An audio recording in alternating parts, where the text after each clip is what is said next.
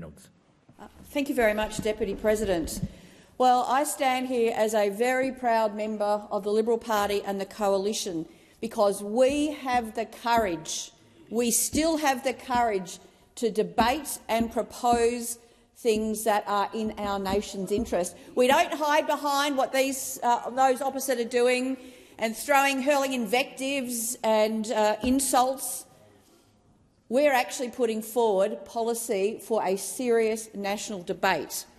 Now, I have heard not one thing from those opposite about how they are going to keep the lights on for the next 80 years and actually reduce emissions. And we have put forward a policy that simply makes sense. Of the top 20 nations, economies in the world, all of them either have nuclear power, use it from other nations, or are transitioning to it. And they're not doing that because it does not make economic and environmental sense.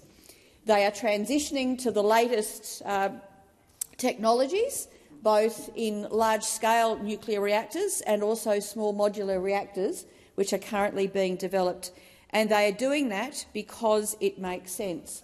Over 30 nations currently use nuclear power, and another 50 are transitioning to nuclear power. So we have a very sensible policy to debate in this place and to debate publicly. And as I've said, I'm incredibly proud to be a member of a coalition that has the courage to do this. So let's have a look at the proposal for my own home state of Western Australia.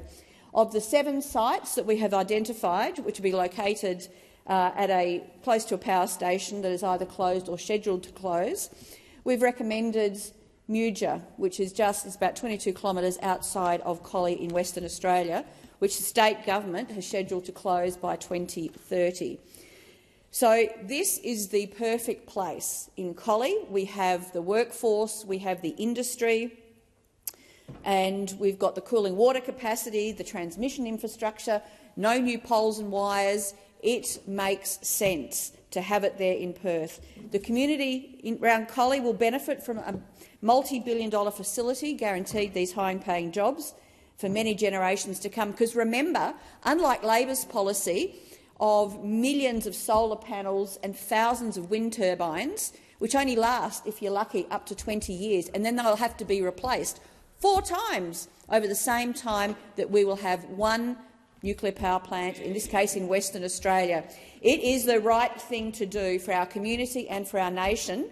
And I've got to say, get the guts, stop insulting those on this side and doing stupid cartoons, and stand up and actually debate the— Thank you, Senator Reynolds. Put the question. Those